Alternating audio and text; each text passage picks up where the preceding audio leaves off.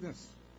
If Your Honor, please, may we be allowed to make a short comment, Your Honor? Yes, you have 1 minute. Short Thank you, Your Honor. That's more than enough. All the while we were agreed on the proposition that the order of the presentation of their witnesses or evidence, Your Honor, will be in accordance with what is stated in their complaint. We prepared for that, Your Honor. Even in our answer, we deal with the allegation one by one. 1, 2, 3, and 4.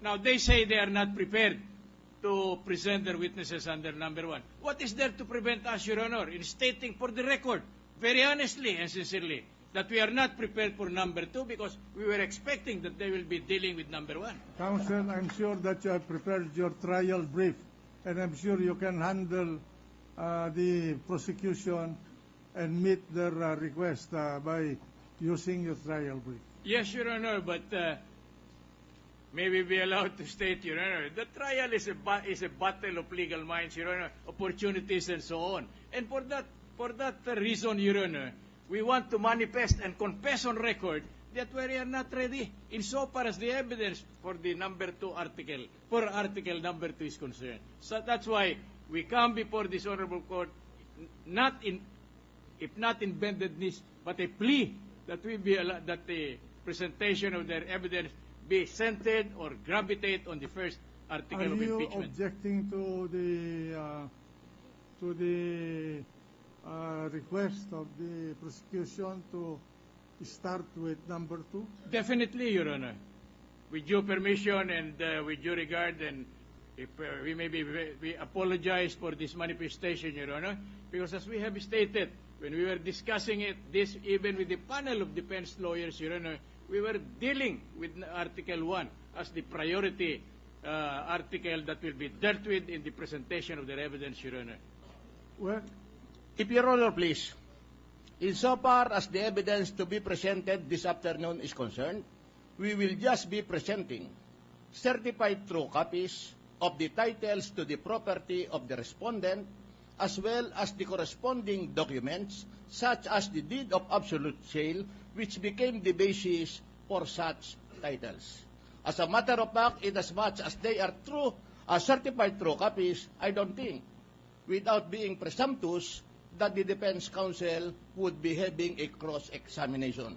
We will just be proving that the respondent are the owners, that the respondents are the owners of the properties on the basis of the record of the Land Registration Authority. That would be all. I do not know what kind of evidence. Just a minute. I'm sorry, Your Honor, and I apologize. Just a minute.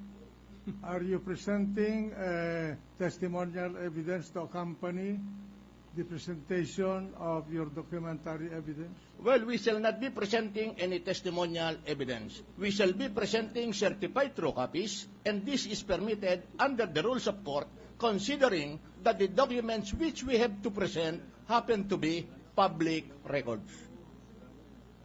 Who will testify on the signatures of the parties who are certifying on this document? Well, if it is a computer-generated, Your Honor. Maurice. Computer-generated documents. And I think the defense counsel would agree that under the present procedure, insofar as titles are concerned and supporting documents, the computer-generated copies are the certified true copies.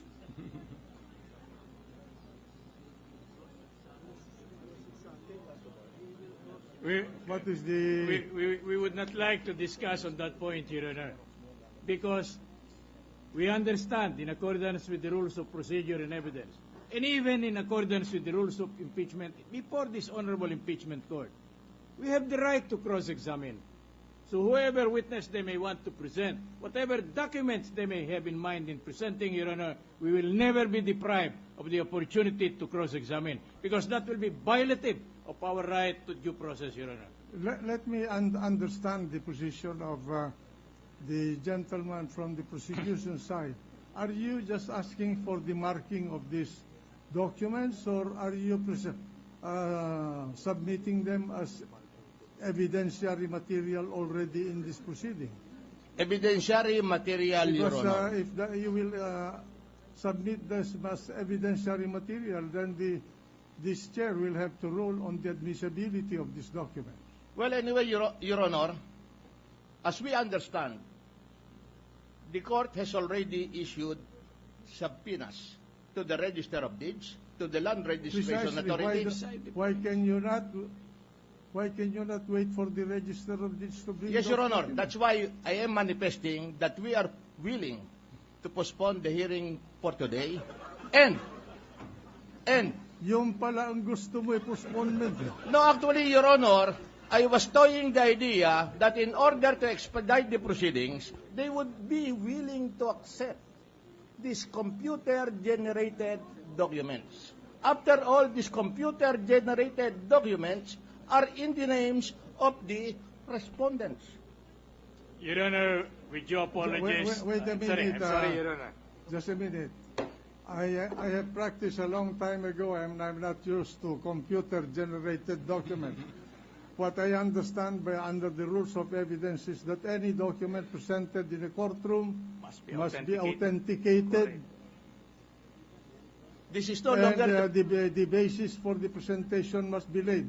In other words, the predicate must be laid first. Correct? Actually, Your Honor, during the time that I was also practicing, that was the procedure.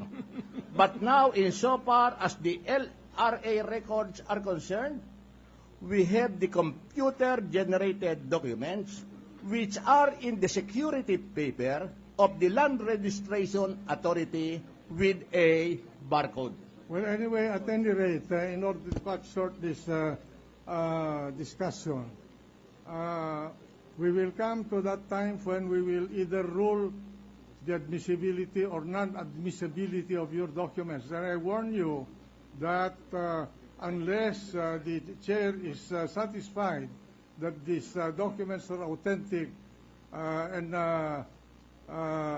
unless you present the custodian of this document and testify on the presence of these documents in the computer, then the ruling of the chair might be adverse.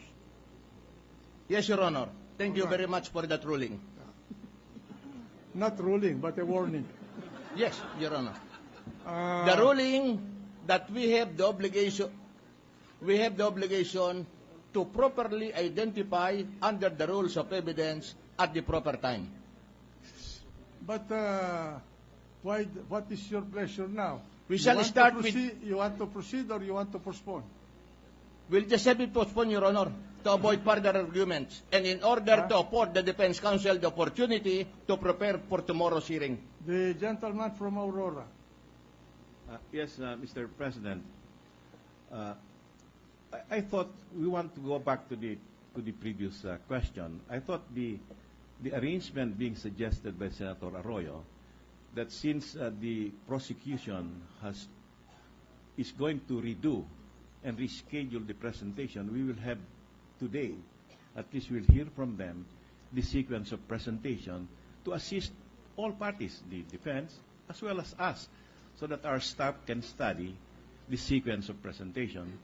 But now we're back again to debating whether we begin with Article 2. And now we are confronted with the fact that we are not prepared even to listen to Article 2.